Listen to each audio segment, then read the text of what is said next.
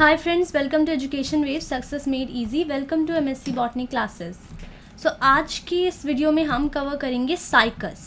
जो table of content है उसमें हम क्या करेंगे, सबसे पहले जो टॉपिक है वो है classification. This is classification of gymnosperms and features of cycas, anatomy of cycas, morphology of cycas also I haven't included here. Now reproduction in cycas. Okay, morphology of cycas. ठीक है. तो पहला जो टॉपिक है वो है हमारा क्लासिफिकेशन ऑफ जिम्नोस्पर्म्स. तो क्लासिफिकेशन किस बेसिस पे हुआ था कि जो जिम्नोस्पर्म्स हैं उनकी जो क्लासिफिकेशन थी वो 4 हिस्सों में बांटा गया, जो 4 डिविजन्स हुए इनके.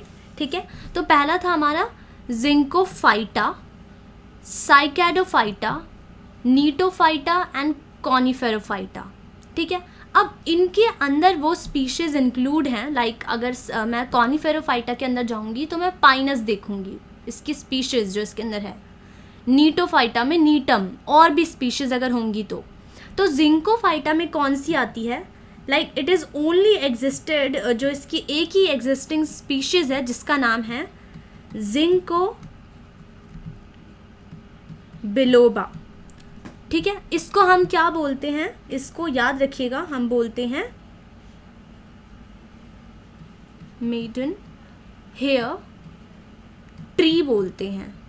क्योंकि ये आपने सुना होगा ये नाम मेडन हेयर ट्री, क्योंकि इसी से ही एक नाम आपको याद आ रहा होगा, maiden hair fern. Hair fern क्योंकि जिंको जो है बिल्कुल एडिएंटम की तरह लगता है. ठीक है. रिजेम्बलेंस जो है इसकी किसकी तरह है, एडिएंटम की तरह. इसीलिए इसका नाम फर्न था. एडिएंटम क्या था हमारा, एक फर्न. तो ये हमारा जो जिंकोफाइटा उसको हमने ट्री कर दिया. ये हमारे एग्जाम में आता है कि मेडन हेयर ट्री हम किसको बोलते हैं, तो लोग जिंको की जगह कभी नीटम कर देते हैं या फिर कभी कुछ एडिएंटम कर देते हैं. बट ये जिंको है, ये नीटम है. जिंको जिसके मैंने आपको बताया था कि जिसके अंदर जो फैन शेप्ड जिसकी लीव्स थी. ठीक है. तो ये मेडन हेयर ट्री इसका नाम है, जो कि फर्न की तरह रिजेम्बलेंस है इसका, जिसका नाम था एडिएंटम. बस इसके अंदर जिंकोफाइटा के अंदर एक ही स्पीशीज थी जिसका नाम था ginkgo biloba maidenhair tree. Now cycadophyta में आते हैं. तो हमारे जो साइकैडोफाइटा है, इसी से आपको पता चल रहा है कि जो साइकैडोफाइटा है इसके अंदर हमारा साइकस है इंक्लूडेड. अगर हम स्पीशीज़ के बारे में जाएं तो इसके अंदर जिंको बिलोबा है, इसके अंदर हमारा साइकस है.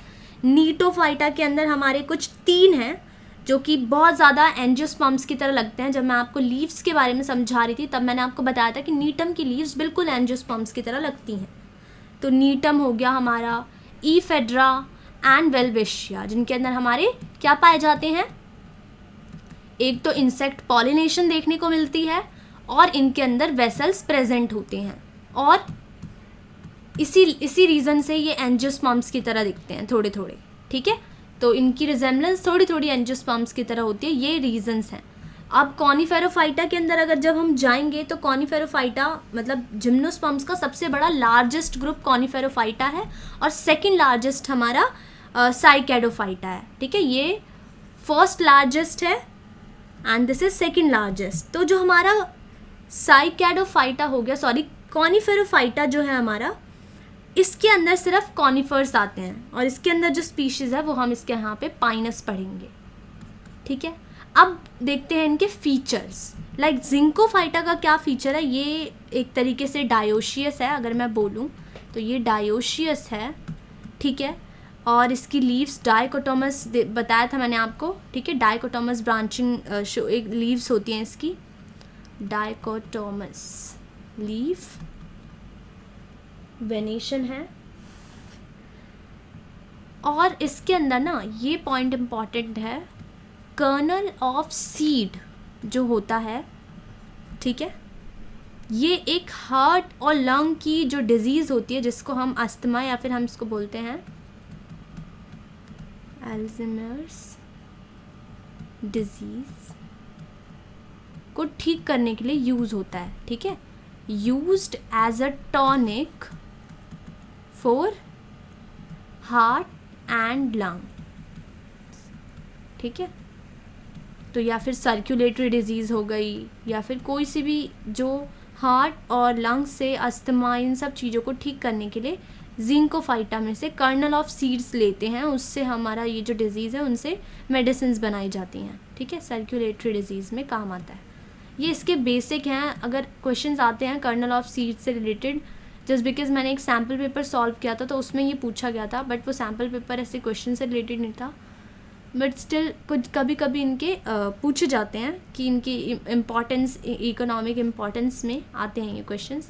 नाउ साइकेडोफाइटा के अंदर अगर हम बताएं तो साइकस में क्या है, अभी ये भी डायोशियस होते हैं और इनकी जो रूट्स होती हैं वो क्या है, आपको पता ही है कि जो साइकस हैं इनके अंदर क्या होता है, जो रूट्स होती हैं ऐसे सॉइल के सरफेस तक आ जाती हैं और इसके अंदर कॉरिलॉइड रूट्स भी प्रेजेंट होते हैं, ठीक है। तो बस यही है, डायोशियस है, कॉरिलॉइड रूट्स प्रेजेंट हैं और ये जो कॉरिलॉइड रूट्स क्या करते हैं, इनके अंदर प्रेजेंट होते हैं एल्गीज, और वो एल्गीज करते क्या है, नाइट्रोजन फिक्सेशन कराने में हेल्प करते। तो इसका एक इम्पॉर्टेंस इकोनॉमिक यही है कि वो नाइट्रोजन फिक्सेशन कराने में हेल्प करता है। अब ये जो कॉनिफर्स हैं, नीटोफाइटा देख लेते हैं। तो नीटोफाइटा में वेसल्स होते हैं, ठीक है, ओव्यूल्स इंटेग्यूमेंट में कवर्ड होता है, इंटेग्यूमेंट होती है ओव्यूल के बाहर, ठीक है, डबल फर्टिलाइजेशन होता है इनके अंदर। बट अब देखिए ध्यान से, मैंने आपको समझाया था कि जो जिम्नोस्पर्म्स है उनके अंदर सिंपल फर्टिलाइजेशन, सिंगल फर्टिलाइजेशन देखने को मिलती है और हैप्लॉइड हमारा एंजियोस्पर्म होता है। बट नीटोफाइटा में हमारा डबल फर्टिलाइजेशन देखने को मिलता है, बट हैप्लॉइड ही रहता है हमारा, एंड जो हमारा एंडोस्पर्म होता है वो हैप्लॉइड ही रहता है। ये थे हमारे कुछ मेन फीचर्स। अब जो नीटम है वो फ्रूट के सीड की तरह लगता है, किसी फ्रूट का जो सीड होता है उसकी तरह रिजेम्बलेंस है इसका जो सीड होता है ना, इट रिजेम्बल्स लाइक अ फ्रूट। तो नीटम का सीड जो है इट रिजेम्बल्स लाइक अ फ्रूट। और इफेड्रा में जो होता है, इफेड्रा से, ये क्वेश्चन बहुत इंपॉर्टेंट है, इफेड्रा से आता है हमारा इफेड्राइन, ठीक है, ये कंपाउंड है एक तरीके का जो कि बनता है, जो कि बहुत इंपॉर्टेंट होता है, तो इफेड्रा से मिलता है ये जो इफेड्राइन होता है, ठीक है। और वेल्विशिया एक नियोटॉनिक प्लांट है, नियोटॉनिक प्लांट क्या होता है, जिनके अंदर जो जुवेनाइल फेस, लाइक वो जब स्टार्टिंग फेस में ही होते हैं ना, लाइक वो ग्रो ही हो रहे हैं, प्लम्यूल और रेडिकल से बाहर ही निकल रहे हैं, उसी फेज़ में ही, जुवेनाइल फेज़ में ही इनका जो रिप्रोडक्टिव जो फेज़ होता है वो अराइज हो जाता है।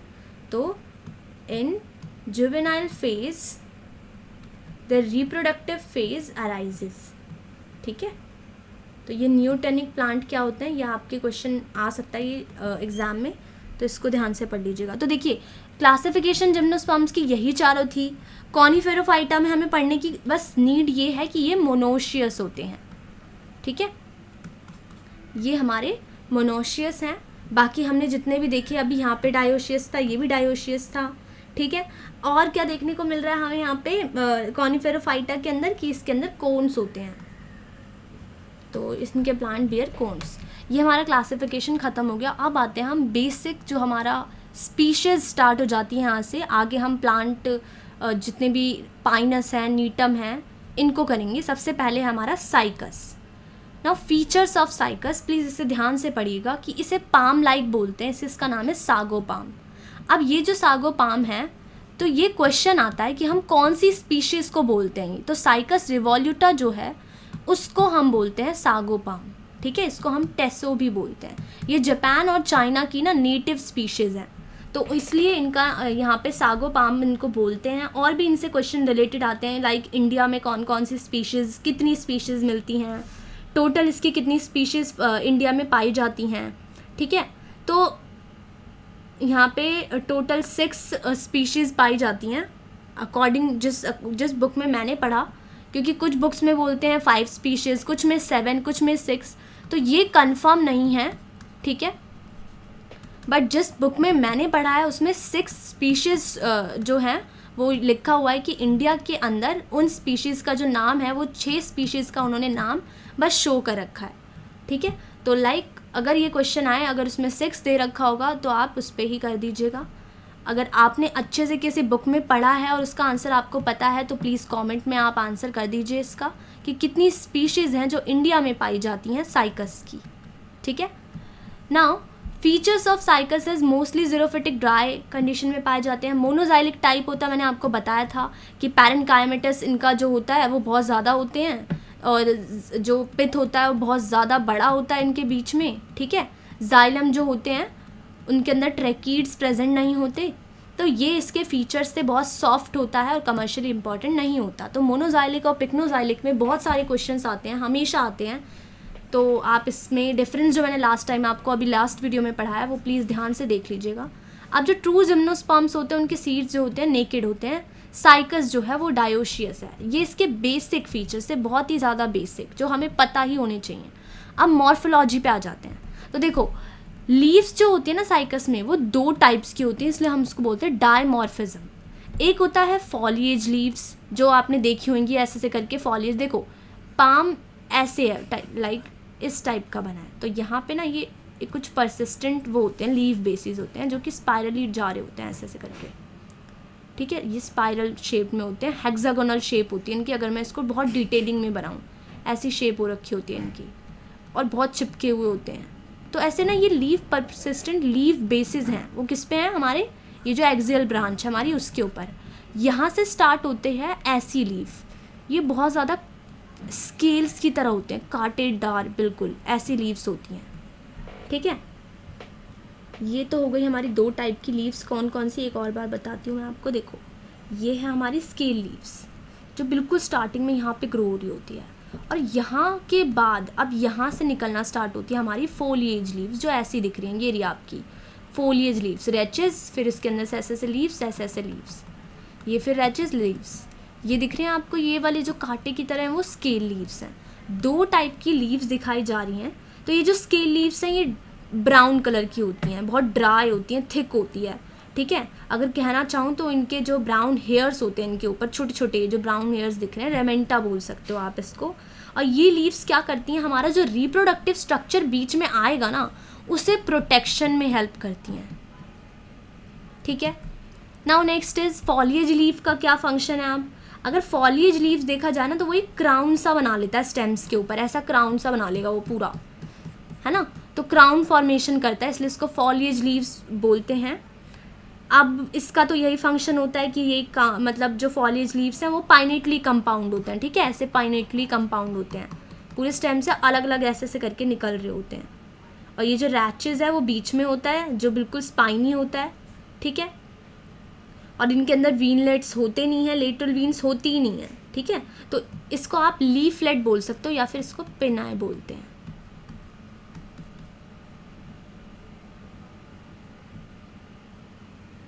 ठीक है, ये जो है हमारा पिनाए, ये हमारी बीच वाली लीफलेट हो गई। इसके अंदर हमारी जो लेटरल वीन्स होती हैं वो एब्सेंट होती हैं। ठीक है, तो absence of veinlets and veins is a feature of cycas, ये इसका साइकस का फीचर होता है।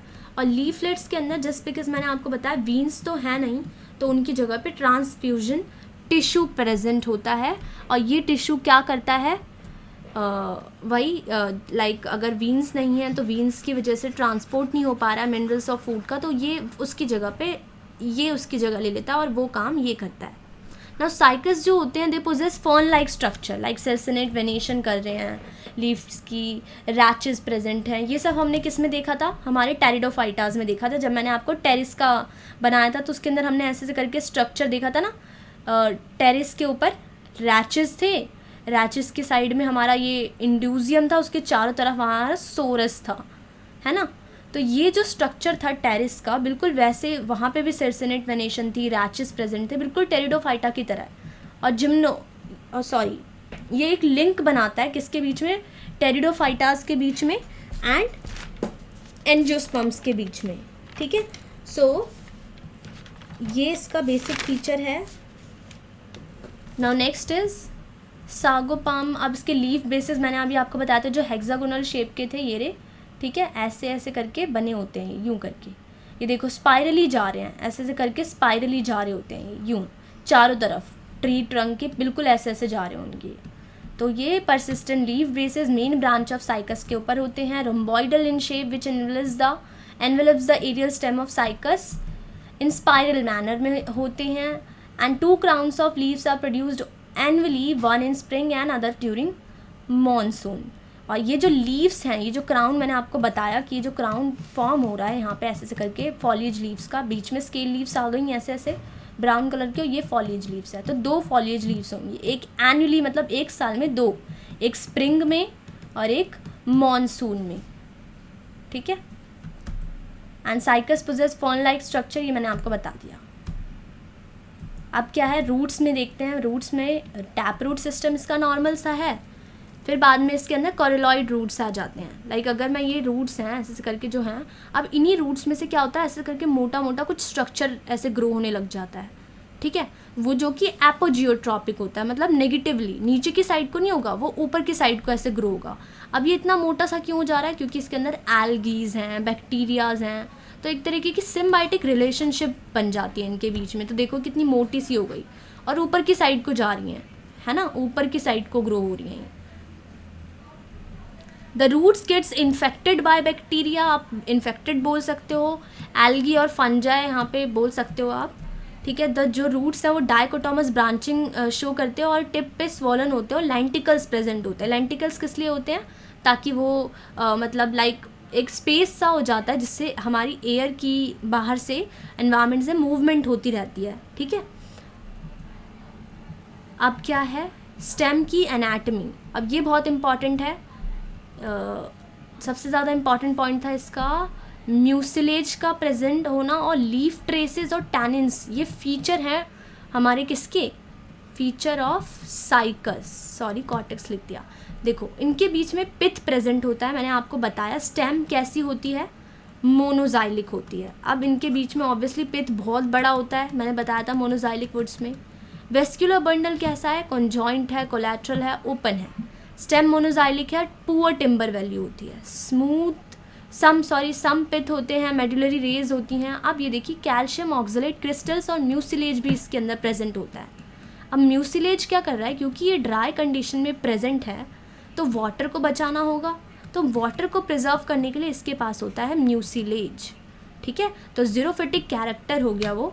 अब देखिए अभी हमने पीछे कौन सा टॉपिक पढ़ा, लीफ ट्रेसेस। हमें पता है लीफ ट्रेसेस क्या होता है, अगर आपने मेरा स्टील वाला वीडियो देखा मैंने आपको उसमें बताया लीफ गैप्स, है ना, कि जो लीफ गैप्स होते हैं वो बीच में प्रेजेंट होते हैं, वो कैसे बने, ये लीफ गैप्स एक्चुअली में आए कैसे। तो देखिए वो मैं आपको इसमें नहीं बताऊंगी, आप जाके देख सकते हैं जितनी भी मेरी साइफन और स्टील प्रोटो स्टील की वीडियोज़ हैं। अब देखिए साइकस के अंदर जो अभी हमने स्ट्रक्चर देखा, ये आते कैसे हैं लीफ ट्रेसेस। ये बेसिक बहुत ज़्यादा ना साइकस के अंदर पूछा जाता है कि बहुत इंपॉर्टेंट फीचर होता है ट्रेसेस का प्रेजेंट होना। अब ये ट्रेसेस 2 टाइप के होते हैं, या तो वो डायरेक्ट प्रेजेंट हो या तो वो इनडायरेक्टली प्रेजेंट हो। फॉर एग्जाम्पल ये ब्लैक वाला जो दिख रहा है आपको, मान लीजिए ये क्या है, ट्रेसेस हैं, लीफ ट्रेसेस हैं, ठीक है। एक तरीके से आप मान लो गर्डल्स बोल सकते हो आप इसको। गर्डल्स क्या होते हैं, कोई भी बीच में लाइक कोई चीज़ ऐसी जो आपको अपोज कर रही हो, ठीक है। गर्डल्स बीच में आपके क्या है, यहाँ पे बैरियर प्रेजेंट हो गया एक तरीके से। तो अब क्या है, मान लीजिए ये वाइट पोर्शन हमारा जाइलम या फ्लोएम है, ठीक है, ये हमारा सारा जाइलम फ्लोएम है, मैंने बना दिया आपको ताकि अच्छे से समझ आए। और ये ब्लैक पोर्शन आपके गर्डल्स हैं, ये लीफ ट्रेसेस हैं।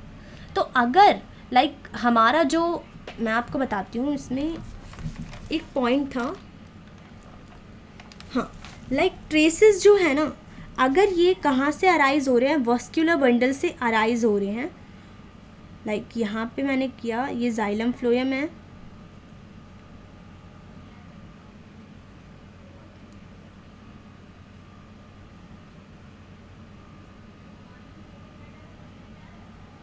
हाँ, तो सी जैसे कि ये हमारे ट्रेसेस हैं, और अगर जाइलम फ्लोएम यहाँ पे बीच में प्रेजेंट है, तो अगर किसी भी चीज़ की मूवमेंट करनी है मुझे बाहर से अंदर, तो ये गर्डल्स ना बीच में नहीं आ रहे हैं, ठीक है।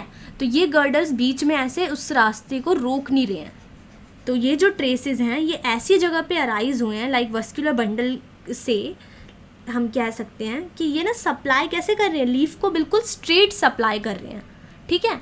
जाइलम फ्लोएम से हमें कुछ भी चाहिए, किसी भी चीज़ को स्टील के अंदर गर्डल नहीं कर रहे, मतलब बैरियर नहीं कर रहे, रोक नहीं रहे हैं हमारे जो भी मूवमेंट है। तो स्ट्रेट पाथ लिया इन्होंने कॉर्टेक्स तक, बिल्कुल सीधा पाथ लिया, है ना। तो यहाँ देखो कुछ कुछ जगह पे लीफ ट्रेसेस हैं जो कि बिल्कुल भी हमारे मूवमेंट को गर्डल नहीं कर रहे हैं, रोक नहीं रहे हैं। तो आप कह सकते हो कि ये जो लीफ ट्रेसेस हैं वो डायरेक्ट हैं, ठीक है।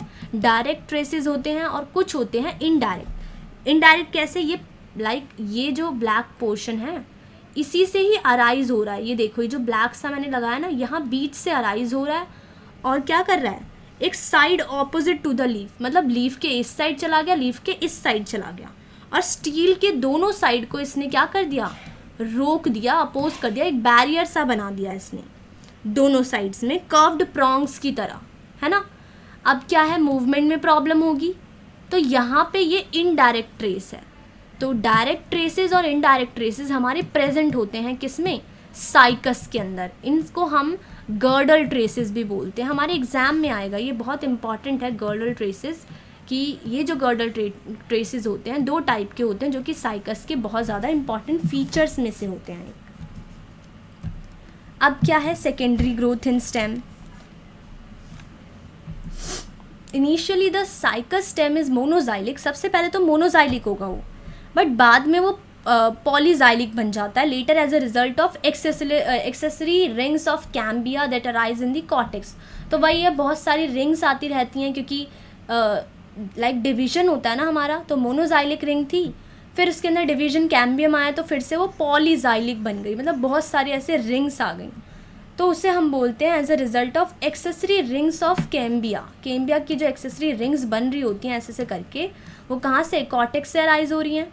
अब ये जो एनुअल रिंग्स, इनको हम बोलते क्या हैं, इतनी सारी रिंग्स जो बनती है, मैंने आपको बताया था, आपने एंजियोस्पर्म्स में पढ़ा होगा एनुअल रिंग्स के बारे में, ठीक है, कि एनुअली जो रिंग्स फॉर्म होती हैं, लाइक एक स्प्रिंग में हो गई, फिर ऐसे 2 रिंग्स होती हैं ना फॉर्म, या फिर यूनिफॉर्म भी हो सकती हैं और नॉन यूनिफॉर्म भी हो सकती हैं, बट होती वो क्या है, एनुअल रिंग्स। बट जिम्नोस्पर्म्स में ऐसा नहीं होता, जिम्नोस्पर्म्स में एनुअल रिंग्स की जगह हम इनको ग्रोथ रिंग्स बोलते हैं। तो याद रखिएगा, ग्रोथ रिंग किस में पाई जाती है, हमारे जिम्नोस्पर्म्स में। अब है हमारा लीफ। लीफ जो होता है हमारा, उसके अंदर जो स्टोमेटा है वो लोअर साइड में पाया जाता है। लोअर साइड में हम उसको बोलते हैं हाइपोस्टोमैटिक, ठीक है। अब ये जो मैंने आपको ये टर्म बताई है, हाइपो होती है, एक हाइपर होती है, ठीक है। तो ये जो हाइपोस्टोमैटिक है,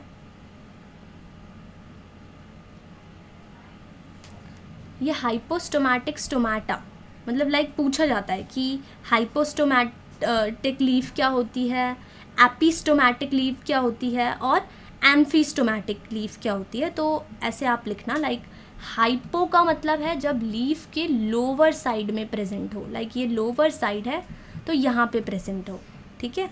एपी कब होती है, जब एडैक्सियल मतलब कि अपर में प्रेजेंट हो, अपर प्रेजेंट में हमारे स्टोमेटा प्रेजेंट होते हैं, तो हम इसको बोलते हैं एपिस्टोमैटस लीफ या फिर एपिस्टोमैटिक लीफ। और एम्फी होती है एक, लाइक जिसके अंदर दोनों टाइप में होता है, ठीक है। तो एक होता है एम्फी स्टोमैटिक लीफ जिसमें दोनों साइड में इक्वली प्रेजेंट होता है। ये आपको तीनों चीज़ें लर्न करनी है, एपी अपर, हाइपो लोअर, एम्फी दोनों साइड, बोथ साइड। तो लीफ साइकस में क्या है, हाइपोस्टोमैटिक है, लोअर साइड बहुत सारे साइकस। अब वो लोअर साइड में क्यों प्रेजेंट है, लाइक फॉर एग्जांपल एक तो वो पहले से ही ड्राई है, अगर सनलाइट की बहुत ज़्यादा रोशनी पड़ रही है, ऊपर की साइड को पड़ती है मान लीजिए, ठीक है, तो वो जो अगर स्टोमेटा अगर ओपन भी होंगे तो ट्रांसपिरेशन से सारा पानी उड़ जाएगा, इसीलिए प्रिजर्व करने के लिए वो वाटर नीचे की साइड को ग्रो करते हैं, ठीक है। अगर जैसे जो बहुत ज़्यादा पानी जिनमें प्रेजेंट होता है, जहाँ पे स्टोमेटा जो नीचे की साइड है, लाइक एक्वेटिक प्लांट्स होते हैं, लाइक निम्फिया, हमने पढ़ा भी हुआ ये, है ना, वहाँ पे बहुत सारा पानी है तो वो अपर साइड में प्रेजेंट होता है, ठीक है। तो ये stomata on the lower side, ये 3 जो टॉपिक्स है ना, ये बहुत इंपॉर्टेंट है ना। हाइपोडर्मिस 2-3 लेयर का होता है, क्यूटिनाइज्ड होता है ताकि वही पानी ना हमारा सारा एवेपोरेट हो जाए, लिग्निफाइड भी होता है, ट्रैकीड्स जो होते हैं वो रेटिकुलेट थिकनिंग शो करते हैं और पिट्स होती हैं उनकी वॉल्स में। अब ट्रांसफ्यूजन टिश्यू जो होते हैं वो प्रेजेंट होते हैं तब, क्योंकि लेटरल वीन्स तो है नहीं और ट्रांसपोर्ट करना है मटेरियल को, ठीक है।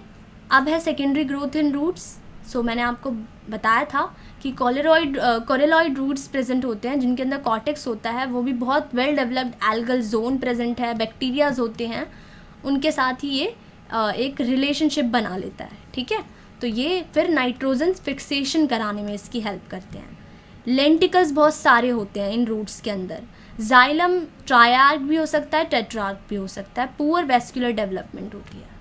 अब रैचेस पे क्वेश्चन आता है, वो भी बहुत छोटा सा, लाइक रैचेस ना जैसे इन्वर्टेड ओमेगा की शेप में होता है, ठीक है। तो हमारा लाइक ओमेगा ऐसे होता है, तो ये इन्वर्टेड ओमेगा की तरह लग रहा है ना आपको, या फिर यू है लेकिन उसके आर्म्स बन गए हैं, वैसा लग रहा है। तो संकन स्टोमेटल पोर होता है इसका रैचेस के अंदर, और ये कोलैटरल ओपन वेस्कुलर बंडल होते हैं, इन्वर्टेड ओमेगा और यू विद आर्म्स की तरह दिखता है ये, ठीक है।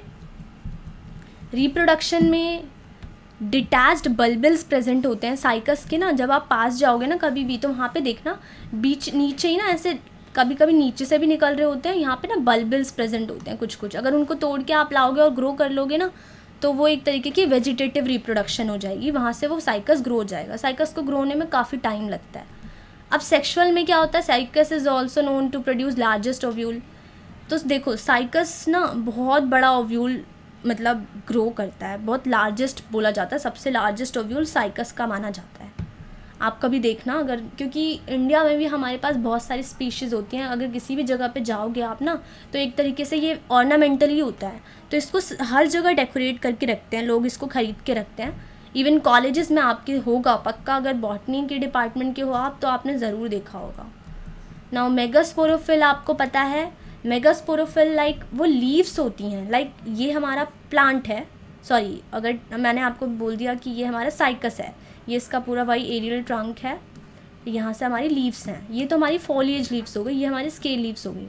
अब बीच में ना यहाँ पे मेगास्पोरोफिल्स प्रेजेंट, लीव्स प्रेजेंट होती हैं, और उनसे ही हमारा यहाँ पे बीच में हमारा फिर क्या होता है, हमारा ओव्यूल प्रेजेंट होगा, या फिर हम उसको क्या बोलेंगे, हमारा अगर फीमेल में होगा तो, ठीक है। तो ये हो गया हमारा मेगास्पोरोफिल और माइक्रोस्पोरोफिल, ऐसा स्ट्रक्चर टाइप होता है उसका, ठीक है। नाउ सी, मेगास्पोरोफिल ना बहुत लूजली अरेंज्ड होंगे और एकदम ये क्राउन्स के बीच में ऐसे लूजली अरेंज्ड होते हैं। ये मेगास्पोरोफिल क्या करता है, कंटेन। अब सबसे इम्पॉर्टेंट बात क्या है कि जो मेगास्पोरोफिल होता है इसमें दो क्वेश्चन आते हैं, एक अबैक्सियल सरफेस पे क्या प्रेजेंट होता है और एक अडैक्सियल सरफेस पे क्या होता है। तो अगर मैं बोलूँ कि ये जो ओव्यूल है हमारा, ठीक है, वो अडैक्सियल सरफेस पे है या फिर अपर सरफेस पे है, पर किस में प्रेजेंट होता है, ये होता है हमारा मेगास्पोरोफिल। जो हमारा फीमेल वाला होता है उसमें जो हमारा ये जो व्यूल होता है वो कहाँ पे, मेगास्पोरोफिल में अपर साइड। अडैक्सियल होता है अपर, अबैक्सियल होता है हमारा लोअर, ठीक है। तो मेगास्पोरोफिल के अपर साइड में प्रेजेंट होता है, लाइक अगर ये मेगास्पोरोफिल्स हैं तो इसके अपर साइड की साइड प्रेजेंट होता है हमारा जो ओव्यूल होगा।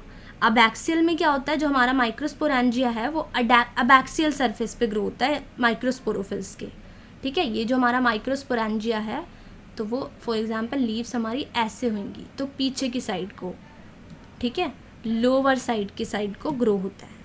आपको लर्न क्या करना है कि अबैक्सियल मेल और ये अडैक्सियल फीमेल, ठीक है।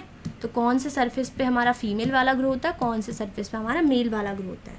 अब ये जो माइक्रोस्पोरेंजियम है इसके अंदर माइक्रोस्पोर्स बन जाएंगे, जो व्यूल है ना, मेल वाले में बहुत सारे क्या बन जाएंगे, हमारे माइक्रोस्पोर्स बन जाएंगे। और जो हमारा मेगास्पोरोफिल जिसने कंटेन कर रखा है, हमारा जो मेगास्पोरोफिल है उसके अंदर मेगास्पोर होंगे जो मेगा गैमेटोफाइट बनाएंगे, और उसके अंदर से फिर हमारा क्या बनेगा, वो आर्किगोनिया को बियर करेगा, ठीक है, जिसके अंदर फीमेल एग होगा। तो ये तो सारी वही है कि जो जैसे चलता जा रहा है वैसे ही हमारा रिप्रोडक्शन हो गया, बट जो इम्पॉर्टेंट पार्ट था वो था हमारा अबैक्सियल और अडैक्सियल, जिससे रिलेटेड क्वेश्चंस आते हैं। So thank you so much guys. जिसने भी हमारे चैनल को सब्सक्राइब नहीं किया प्लीज़ सब्सक्राइब कीजिए एंड इस वीडियो को लाइक करना मत भूलिएगा अगर आपको थोड़ी सी भी हेल्प मिली हो। Thank you so much.